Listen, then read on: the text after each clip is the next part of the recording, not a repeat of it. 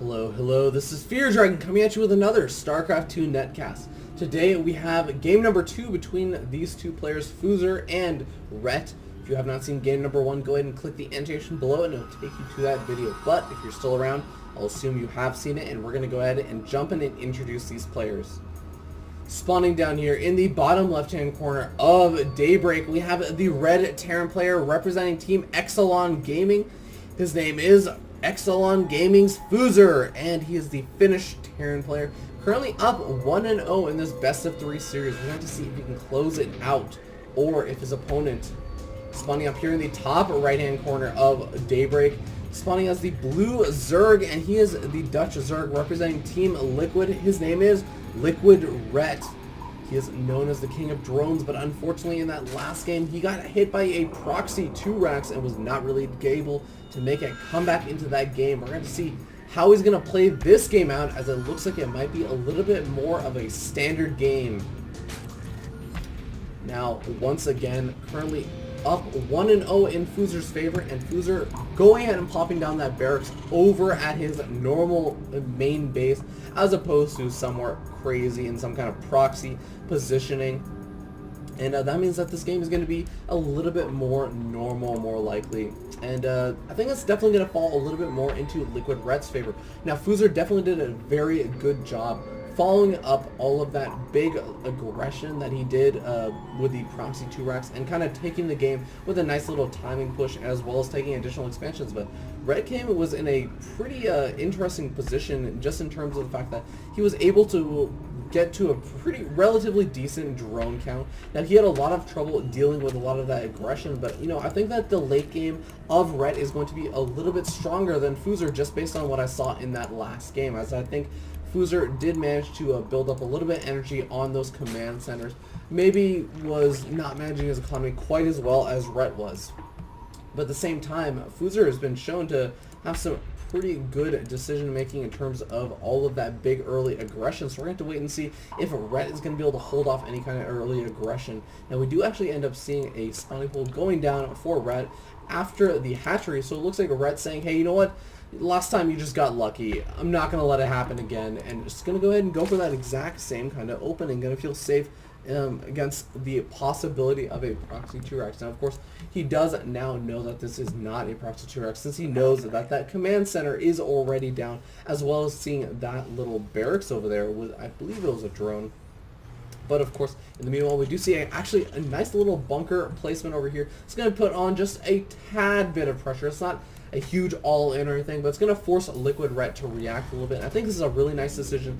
He knows that Ret kind of underreacted initially to that early bunker placement from Fuzer before, so why not do the same thing again, but in a little bit of a less all-in-ish way. As I mean, as long as he can do some good micro and get some good positioning on this, it's basically going to be some free damage. You can go ahead and salvage this bunker and you know, try and retreat those Marines back while taking out a couple of Zerglings that might chase him.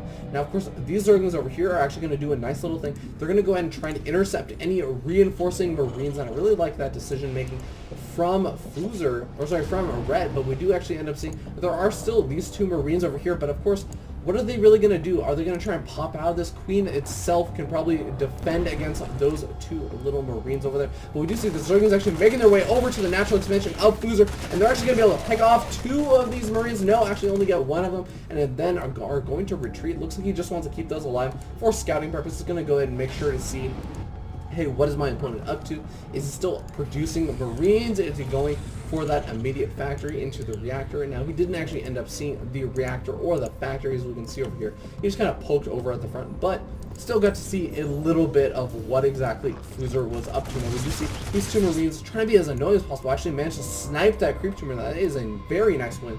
As you might be thinking it's not a big deal, but of course that does cost that Queen energy. You know, Queens definitely don't want to be wasting too much of that energy, and they want to get that creep spread out so that they can more easily take that 3rd expansion. As we do see LiquidRet going ahead and taking a very fast 3rd, that's actually going to beat out any kind of big Hellion plays that are going to be coming out of Fuzer, as Fuzer opted to make a couple more Marines, as well as in addition to the fact that he did decide to do that nice little bunker placement pressure.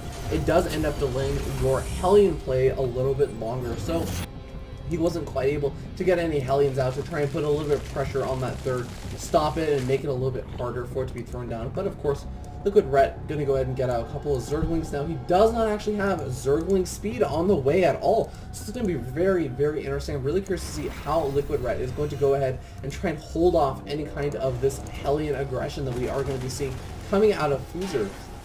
Or at least I assume he will be aggressive with it, as generally you do want to be aggressive with it since they're just so good early game against Zerg for controlling space. You can go ahead and tag these Xel'Naga Watchtowers, take out these little pesky, annoying Zerglings over here. You can go ahead and make it much harder to mine from this third until the Zerg comes up with some kind of solution to the Hellions, as well as always have that threat of a Hellion run by into the main. Look at how juicy and awesome it would be for Hellions to come in and start roasting these drones. Oh my god, there's so many drones over here. It is quite oversaturated.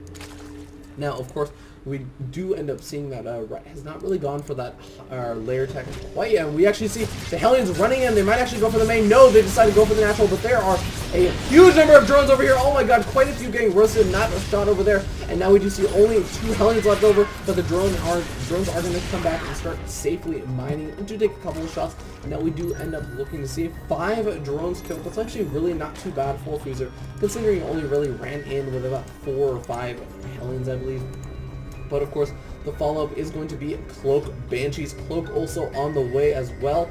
So that's going to be very annoying, and Ret's going to have some kind of solution to that. Do we actually see an Evolution Chamber down? Yes, we actually see 2. So he's going to have double the ability to produce Spine Crawlers or Spore Crawlers. I'm just kidding. But no, seriously, he will be able to produce these Spore Crawlers. And of course, we do end up seeing Spore Crawler being plopped down over at that third, as well as 3 Queens already out. So they're going to be able to definitely fend off this little Banshee. We do see a second Banshee on the way though, and of course there is only just now a Spore Crawler being planted over in the natural expansion. Of course there is one in the main, so Fuzer's going to have a little bit of a difficult time doing any kind of additional aggression, but he's going to go ahead and take his third behind this, and I really like that decision making. Now of course we do see additional Hellions actually being produced, and it looks like additional factories being produced. So last game we did end up seeing that bio-centric push that came out of Fuzer to end the game, but in this game it looks like Fuzer's going to go ahead and go for that next style of play, and it's going to be very interesting to see how that ends up playing out, as it can be, as long as you can get some good positioning on this map, it can definitely work out in your favor. There are a lot of kind of choke-ish points, a lot of ramps and nice placements that you can put your siege tanks and such. But, of course, at the same time, it can be a very scary thing to do, as there are a lot of roundabout paths that you can run. And oh my god, it looks like these Banshees are actually going to start racking up quite a few kills, as we do see about 6 or so kills on these 2 Banshees. It looks like it's just going up a little bit further, as now these 2 Queens are definitely going to be able to ward off these Banshees for a little bit. But we did actually see a couple of those Hellions moving around. Looks like they didn't actually end up doing any kind of big damage or anything. They didn't really run in or were able to pick off anything. We do end up seeing still just actually 14 kills, so pretty nice actually, I have to say. But of course, investing in those 2 Banshees and Cloak does mean you will have to do damage, and very interesting decision, as we do see Fuzer actually continuing to produce Banshees. This is actually not the most standard thing in the world, as generally a Terran player will kind of plop out 1 or 2 Banshees, then go ahead and just swap that tech lad out to a factory and maybe produce some medevacs if you want to do some kind of Hellion drops or that kind of stuff. But you don't generally end up seeing it too much more. You might end up seeing some Viking production later on, but yeah. Instead, Fuzer just continuing to make Banshees. And I really like this decision, as I think a lot of Zerg players... Oh, actually, hold that thought. A huge run-by from Zerglings into the 3rd expansion of Fuzer. He's going to be able to do a massive amount of damage, even getting the surround, and all the Hellions are going to be able to do so much damage. But the Hellions get into a nice little position, actually able to take out most of those Zerglings. So, wow, really nicely done from Fuzer in terms of that Hellion placement, but still ends up losing a couple of those workers and quite a few of those Hellions, so that's definitely going to reset the Hellion count. He doesn't want to spend a lot of that time on those factories, even though he does have 3. He wants to be producing siege tanks out of most of them, so it is going to limit the Hellion production just a little bit. And in the meanwhile, we do see actually Roaches out for Ret. That's definitely going to help deal with those Hellions, but in the meanwhile, do we end up seeing anything? We do see a Spire actually out, so we'll end up seeing whether or not he's going to go ahead and produce a couple of Mutals just to put on a little bit of harassment. We don't actually see any Mutals out on the map right now. Oh my god, speaking of King of Drones, 82 drones out for LiquidRet, and a 4th expansion already being taken. And these Hellions aren't really going to be able to do too much to that 4th expansion, but they might actually be able to get the scout off on it. No, actually end up not really getting it, so nice little win for LiquidRet. But in the meanwhile, we do see Ret kind of getting that creep out across the map, starting to secure that 4th expansion, pumping out a couple of roaches, defend against that kind of Hellion harassment. And in the meanwhile, we do see Banshees. Wow, a lot of Banshees are being produced, as well as these Thors, Siege Tanks, Hellions, a very, very mech-centric style, as these Thors actually sitting at +1/+1, as well as the Siege Tanks and the Hellions, of course. And no upgrades quite yet on the Banshees, but we do actually, no, actually we don't see any kind of upgrades coming out. But still, it's going to be a very, very strongly upgraded ground force coming out of Fuzer. But of course, they're kind of out of position to deal with this big roach aggression coming out of LiquidRet. And these roaches are sitting at +2/+1, so they're going to be able to do a lot of damage to all of this stuff. Going to be able to get some cancels off on a lot of these command centers. And now we do see the Thors and the Siege Tanks sieging up. They're going to be able to ward away a lot of those roaches, but those roaches can abuse the mobility and immobility of Fuzer and go ahead and take out this command center over here. Even the Corruptor is going to be able to pick away at the command center. I do believe he'll actually end up getting it, so a really nice win from Ret. And, you know, Fuzer's going to be sitting in a bit of a precarious situation. He has to make sure that he doesn't split up his army too thinly, but he has to split up his army a little bit to try and deal with this very, very mobile force from Ret. And a couple of Hellions even going to get picked off. That's not what Fuzer wants right now. As we can even see, Ret starting to get to that maxed out point, and actually, he's already going for that hive. As soon as that hive finishes, I guarantee you we're going to be seeing a greater spire being morphed out, and it's going to make it very, very difficult for Fuzer to deal with.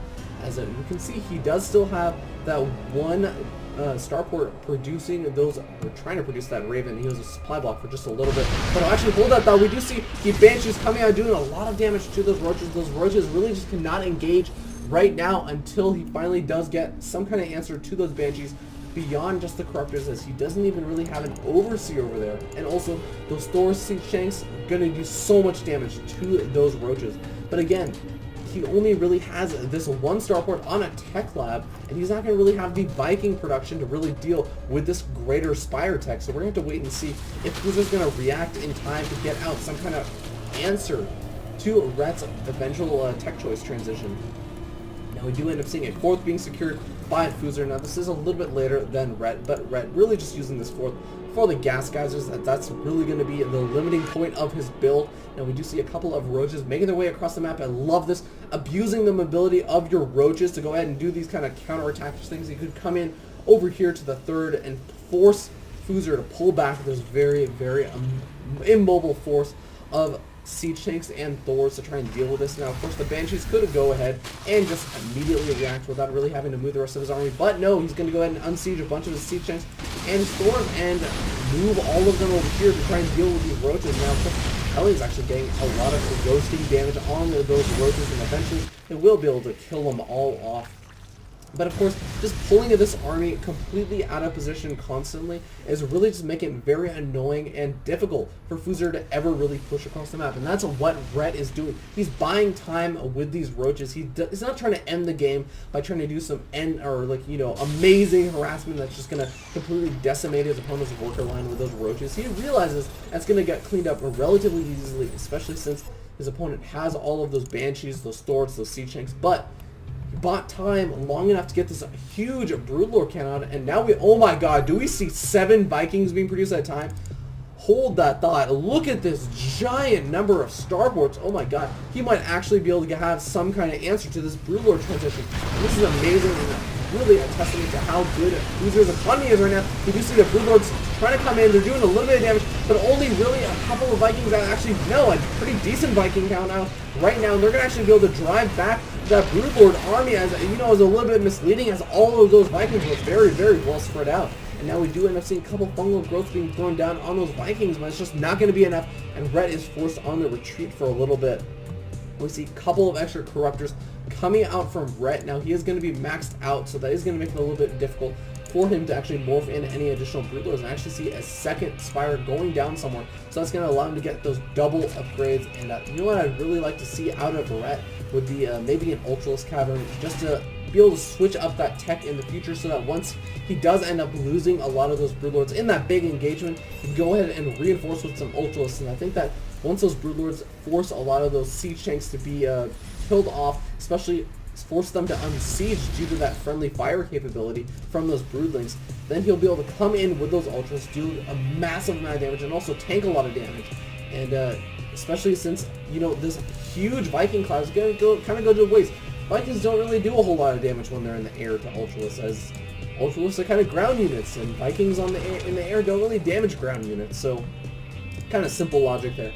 But in the meanwhile, we do end up seeing, oh wow, actually Carapace level 3 coming down, and actually Ventral Sacs, a very interesting play. We might actually be seeing some late game drop play from Rhett. Would like to see him do some kind of late game drop of these roaches over in the main, start getting on those production facilities, and of course they actually might be able to do a little bit of damage to these Hellings over here. No, not able to do a whole lot. Actually, no, able to do some good damage, and of course these infestors are also going to come around and be able to get the fungal growth off. We're going to have to wait and see if they'll be able to do it before the Hellings get into the mineral line. It looks like they are easily able to clean up that little Hellion aggression, but of course Hellions only costing minerals. Really not the limiting point of a meching player, as we can even see a 4K bank being built up of minerals. Meanwhile, he's trying to spend that gas geysers, or that gas over there that he's starting to build up, especially getting those ravens. I really like that, as it's going to be very, very strong against that very heavy Broodlord composition. We have seen a lot of Terran players be able to utilize that. We do see actually this little Terran force try to move out, and they do end up scouting over that expansion, but these roaches are actually going to be able to do a surprising amount of damage. Actually able to pick off a siege tank and a Thor. Wow. Did not expect that much damage to be done by this group of roaches, but nice little win for LiquidRet. Going to be able to push back Fuzer just a little bit, kind of unmax him for a little bit, and now we do see actually those roaches coming in exactly as I was talking about before, able to do the drop into the main, able to do a little bit, picking away at those production facilities, picking away at a couple of those tech labs. Going to slow down a little bit of that production, as we now know that these two factories are going to have to go ahead and reproduce those tech labs, so it's going to be a little bit annoying. And plus, he doesn't really want a lot of these roaches in that big army, as they're not really super supply efficient. Of course, this roach is going to go ahead and be as annoying as possible. Actually able to get a couple of SCV skills in the main, even though this gas geyser only has really 3 to 8 gas left. Oh my god, that total roach baller, as it looks like the rest of the army just completely abandoned him. And oh my god, he might actually be able to kill off all of these SCVs. This is the most interesting thing going on the map right now. But wow, he kills off every single SCV with those 3-3 upgrades. So get your armor upgrades, guys. And then we do see, of course, a couple of additional roaches trying to poke away over there. And of course, this roach is going to continue to be a total badass. But speaking of upgrades, let's go ahead and look, see where the Terran player is doing. It looks like he's got a 2-2 on his ground army, or at least he's about to be. But does he have any air upgrades? As you know, he does actually have 2-2 on those air upgrades. So really nice upgrades on coming out of the Terran player. Now, of course, the armory is where you get the air and the ground level weapon upgrades and armor upgrades. So of course that does mean that with only 2 armories, they're only going to be able to research one of those sets at a time. But oh my god, we actually see, hold that thought, a massive Broodlord army making its way across the map. Now he can start sieging up Fuzer's base, but he has to be so careful of this giant Viking cloud. Now, really interesting decision. All of these Banshees are actually cloaked. They're going to be wasting quite a bit of energy for that big engagement. And, but, oh my god, that's a lot of Corruptors as well. So I think that Rhett might actually be prepared and have a pretty decent chance in this big engagement. It's going to come down to, I have to say, whether or not these big Hunter-Seeker missiles are going to be able to do a lot of damage, and how well Rhett is going to be able to split up those Broodlords against that Hunter-Seeker missile and Thor volleys and basically splash damage. So we're going to have to wait and see. It looks like Rhett is just going to go ahead and position his army over here just to defend, as he does want to secure the 2 gas geysers, but no. Now he's finally going to make his way over to this newly starting expansion from Fuzer. Now we're going to wait and see if Fuzer is able to get up this expansion. He's going to feel really, really comfortable. But of course, both of these players sitting on a pretty decent bank. The Terran player a little bit lower on that gas count. Of course, he does have a huge mineral bank, as I was saying before. Minerals not really the limiting point for a meching player, but of course now we do see the meching player forced to move his entire army around to try and deal with this aggression over here. It's definitely going to go force a lift off on a lot of Fuzer's stuff over here at this, I guess, 5th expansion. And of course, oh my god, this expansion might actually even end up going down, might end up losing the command centers. It looks like Fuzer really just does not want to go into a position where he might not be at the best angle. He knows how important this big engagement is going to be. Now, one thing that Ret has going for him is he has a huge bank, and of course, he's just been building up larva this entire time. You can go ahead and see the larva count, 63 larvae. He's easily going to be able to replenish this giant army. Now, of course, we do end up seeing that Ret is moving into a very interesting position. It's going to be very difficult for those Thors to do a lot of damage, but we do see the Ravenclad is moving in. They're going to be able to do some great Hunter-Seeker missiles in just a second. No, actually just using point defense drones. Interesting decision. Looks like Fuzer does not want to really commit to this engagement right over here, right now, as he knows that he has a lot of supply invested in these Thors, and, you know, engaging at an angle where his Thors are not really being utilized is not going to be the most beneficial thing in the world for him. Now, of course, both of these players actually sitting on very immobile armies, so Ret going all the way to the left-hand side of the map is going to be a bit out of position to defend his little expansion over here. So now with these siege tanks, they're going to be able to siege up, but of course with the Broodlords coming in, it's going to be very difficult for the siege tanks to really not avoid, or trying to avoid doing any of that friendly fire cannon. Now we do see all the siege tanks starting to fire down on their allied Thors, and that's actually going to do a huge amount of damage. And now we do see the Hunter-Seeker missiles not really coming out. Do we even see Hunter-Seeker missiles research actually? Oh my god, we actually don't even have Hunter-Seeker missiles research, but of course the Viking Cloud is so strong, and all of those Broodlords are getting target fire down. The Corruptor Cloud is doing a massive amount of damage though, but of course at the same time they're doing a massive amount of damage from these Thor volleys. Oh my god, these Corruptors need to get out of there. They are not able to win that engagement, and even though they are able to take out all the Banshees, they're just getting massacred by this Thor count. And oh my god, it looks like now LiquidRet definitely going to lose this expansion, going to have to go ahead and retreat. Now he is remaxing on a lot of those Corruptors as well as those Investors, but we're going to wait and see in the big engagement if he's going to be able to win round 2 against his opponent, as he just really did not come out ahead in that engagement. He really needed to be a little bit more careful about how clumped up all of those Corruptors were. Even though we end up losing all of those Broodlords to that target firing, we can see that Fuzer ended up losing quite a few of those Vikings, and I think that if Ret had done a better job splitting up all of his Corruptors, he would have been able to take out that Viking count, and eventually would have just been able to retreat, maybe morph in a couple more Broodlords with that giant Corruptor count he had. And oh my god, guys. This base is going to get mined out pretty freaking fast. I've never actually seen oversaturation in pure mules on an expansion, so 27 mules out on the map right now. Let's go ahead and we're going to go ahead and check back in on this base after those mules expire and see just how mined out that base gets just by 27 mules mining continuously from it for one round. Now we do end up seeing the second big maxed army from LiquidRet. Actually, he's actually supply blocked right now. Not something you generally see at just a 1 minute mark. But now we actually end up seeing a couple of these Corruptors being able to pick off a couple of those Vikings. And those point defense drones starting to wear out. They're going to expire in just a little bit, and that's definitely going to be something that Ret is going to want to wait around for. He does not want to engage with these stupid little point defense drones soaking up a couple of those initial shots.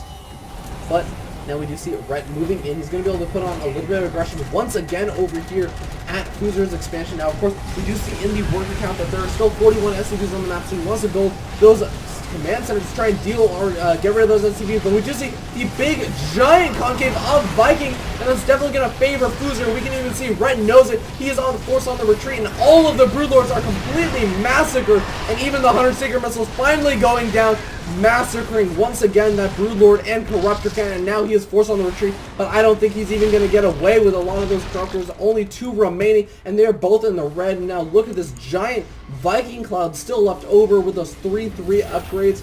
Oh man, it's going to be so difficult for Ret to come back into this, as we can even see his bank is depleted, and now Fuzer's going to feel comfortable just moving out across the map, as he is still just maxed out.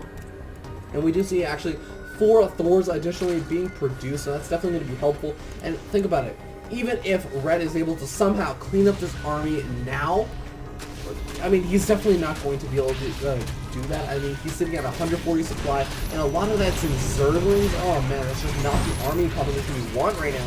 But I mean, really, Fuzer can just move out across the map, and even if Ret was able to clean up that army, he has to now deal with all these planetary fortresses that are basically going to be very, very difficult to take out. And they're going to be able to aptly defend against a lot of these Zergling counterattacks. Once this Planetary Fortress finally finishes up over here at this top side, as you can see, it's going to go ahead and morph in. But of course, this base is well defended with 3 planetary fortresses, as well as a ton of these turrets and everything. So now it's going to be up to Rhett to somehow find a way to defend against this giant ball that the Terran player has built up. Now we can see Terran player starting to move in. He's going to go ahead and deny this expansion from Rhett. And in the meanwhile, how is Rhett going to respond? He's starting to build up a couple more of those corruptors. Starting to build up a roach ball, actually. A very interesting decision, as he knows that the siege tank count is not super high, but still it's high enough to be able to massacre that roach count. As 5 siege tanks can basically take on an infinite number of roaches as long as they have something to tank for them. And hey, it looks like that expansion going to be forced to cancel and completely be taken out. Now, Rhett does have this expansion down over here, but look at how low he's going to be running in terms of bases and mining. We can see his 3rd is completely mined out, even on the gas geysers. And basically he has this 4th up here mining gas, this 5th up or down here mining gas, and soon to be this 6th mining here over gas. But you know, 6 gas guys is definitely pretty nice, but in this late game scenario, you really want to be remaxing very, very quickly. And we do actually see a Hunter Seeker missile going down. Looks like it's probably not going to actually land, as it's target firing that in no, actually target firing a roach. A nice little run by from a LiquidRet. He's, oh my god, that Hunter Seeker missile is lasting forever. Finally it takes its lasting resting place over by that ramp. A little bit unfortunate for that Hunter Seeker missile, but a nice little kiting from Rhett. But of course, we do see this massive corruptor count out once again. Is he even going to decide to morph any for? I'm not even sure if he's going to have the place to do it. And now we do see the roaches coming in. They do catch the siege tanks on siege, but of course now we do see the potential for Hunter Seeker missiles going down and massacring. Look at that corruptor cloud disappear. And now I think Rhett's going to be in such a terrible position. Even the Terran player using those mules to mine out this expansion over here. He said, no, Rhett, you're not allowed to have that. That's my base. And now he's going to go ahead and mine that out. We can even see the mules over here starting to mine out this base, as well as those mineral fields clearly getting mined out very, very quickly. Now, let's go ahead and take a look to see, is the Terran player finally going to decide to move out? Looks like no, he's playing very, very slowly and cautiously. Going to go ahead and siege up this expansion over here. And I think that this is basically going to be Rhett's final stand. If he cannot defend this expansion, he's going to just be down and out. And now we do see the roaches coming in, some infested Terrans being lobbed, but really not a whole lot of energy left over on those infested. Oh my god, the roach count is just dwindling so fast. And even the Vikings landing, realizing there's no more corruptors left, and they're easily going to be able to take out this expansion over here from Rhett. As once he does decide to move in, these Vikings and Thors are going to be able to do so much damage and such high DPS. Rhett just really cannot defend, and now he does have a couple of Spore Crawlers and all of that good stuff set up, but what does he have to defend against this massive Raven count, as well as this building siege tank and a Thor count? Oh my god, it's been such a long game, but I really like this decision from Rhett. If there's anything that he can do in this game, it's that he can abuse the mobility once again with these roaches. He's going to go ahead and pick away at some of these unit-producing structures, and that's definitely going to be nice, but is it going to be enough? I have to say, I don't think so, as even though these roaches are doing a nice bit of damage, they're just going to get cornered, and now Rhett really just cannot afford to be throwing away all of these resources. And now we do see the roaches engaging Vikings. Kind of nice engagement for him, but with those siege tanks reinforcing, it's going to be so difficult to actually do any kind of big damage. And now, oh my god, Hunter Seeker missile finally doing some friendly fire damage on that siege tank. Not really sure if it's going to actually pay out that much for Rhett, but Rhett's looking down and out in this game. We can see 130 supply to a maxed out Terran army, and you know, even a lot of that supply just going to be in Zerglings. And now we do finally see a couple more roaches coming in, but they're not going to be able to do anything to this. That is just basically the scariest Terran ball I have ever seen. Now, oh my god, don't stop running, roaches! Don't stop running! Oh my god, that was so close. But yeah, this Terran ball finally feeling safe to just move out across the map. He might even take up this expansion if he's going to play this slow, drawn-out game. Actually, you know, I think this game is getting pretty close to ending. There's actually going to be the GG from Rhett, realizing this game was kind of a lost cause at this point. He was very, very, very much mined out from pretty much all of his expansions, and really just did not have anything to do anymore. He just could not replenish his economy. So that's going to be that. So very well played by Fuzer. You know, I began the game by saying that LiquidRet's late game was going to be a bit stronger, but Fuzer kind of proving me wrong, really showing that he had a strong late game army composition, and Ret just did not have an answer to it, despite having the ability to remax multiple times. Just could not get the favorable engagement. So thank you so much for tuning in. This is going to put the best of 3 series into Fuzer's favor, and I do believe I got this these replays from the Ministry of Wind. So Ret releasing replays where he ends up losing, so really honorable by him. So thank you so much to LiquidRet and the Ministry of Wind. But yeah, that's pretty much going to wrap this up. So hopefully you guys enjoyed the commentary. I guess the games were kind of slow in this best of 3 series. Game number 1, game number 2, kind of going on a little bit longer than they really needed to be, I would have to say. Even forcing my voice to crack a little bit just because I've been talking for so long.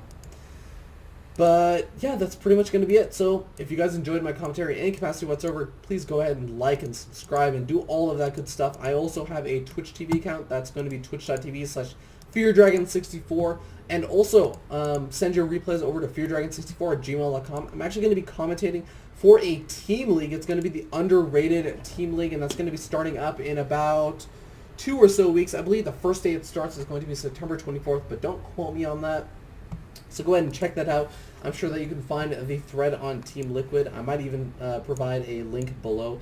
But that's pretty much going to be it. So thank you so much for tuning in, guys, and I will see you guys next